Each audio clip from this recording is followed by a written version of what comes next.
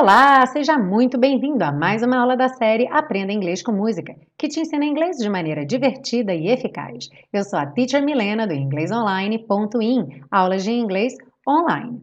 Hoje, seguimos para a segunda parte do estudo da canção When I Fall in Love, o estudo das estruturas do inglês. Não esquece de pegar o seu PDF, o link está aí na descrição dessa aula. Are you ready? Let's go! Bom, a letra diz o seguinte: When I fall in love, quando eu me apaixonar, it will be forever, será para sempre. Or I'll never fall in love, ou eu nunca me apaixonarei. In a restless world like this is, em um mundo inquieto como esse é, love is ended before it's begun.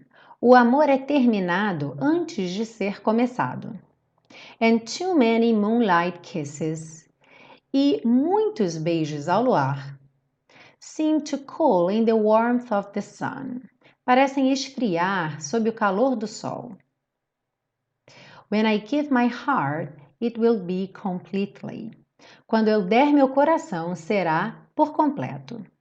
Or I'll never give my heart. Ou eu nunca darei meu coração.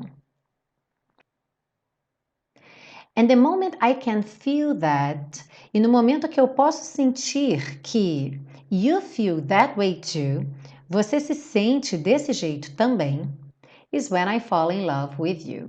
É quando eu me apaixono por você.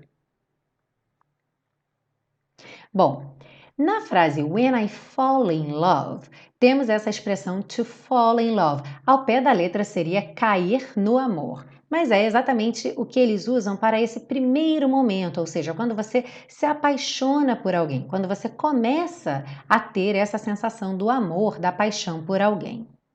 E é importante pensarmos o seguinte: essa frase tem uma ideia de futuro. Quando eu me apaixonar no futuro. Porém, no inglês, a gente usa para essa primeira parte, ou seja, essa frase que vem junto com o quando, o presente, ou seja, when I fall, não se diz when I will fall, ok? A gente não coloca esse verbo to fall no futuro. Por exemplo, se eu quiser dizer quando eu for lá, eu falarei com ela. When I go there, I will talk to her. Então, a segunda parte, que é eu falarei com ela, é essa sim, I will talk. Mas a primeira parte, quando eu for, when I go. Seguindo. Love is ended before it's begun. O amor é terminado antes de ser começado. Bom, nessa frase, é claro que o compositor poderia dizer o amor termina antes de começar. Poderia ser então love ends before it begins, mas ele optou aqui por utilizar o que a gente chama de voz passiva, também no português. E aí, para formarmos a voz passiva, a gente sempre vai utilizar o verbo to be. Por isso, love is ended before it is, que está contraído aí, it's begun. E, além do verbo be, o outro verbo, aqui no caso ended, begun, no particípio, que é aquela terceira conjugação das listinhas de verbo, quando você tem o presente, o passado e o particípio. Ok? E o verbo be é que vai determinar o tempo verbal dessa frase. Então, nessa frase aqui, love is ended, está no presente. Is é uma conjugação do verbo to be no presente.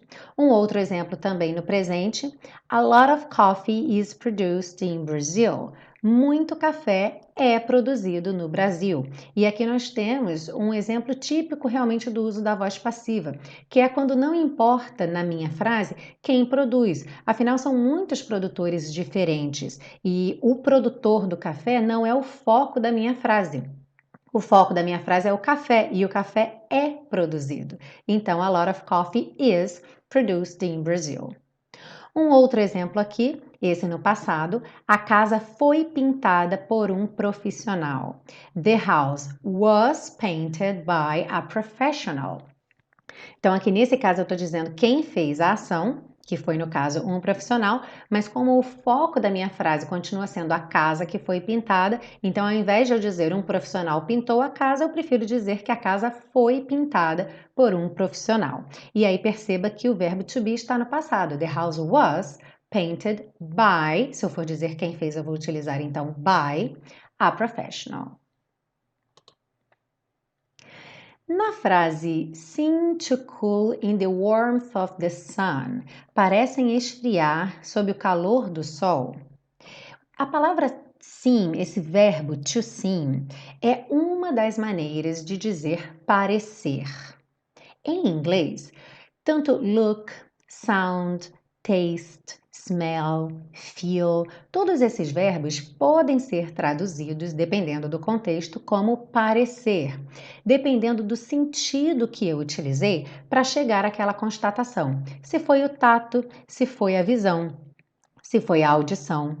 E o sim, então, vai ser usado quando o que a gente usa para chegar àquela conclusão sejam as evidências e os fatos. Então, após uma análise geral da situação, parece que, e aí nesse caso eu utilizo então o verbo to seem. Um outro exemplo, it seems to be a good opportunity.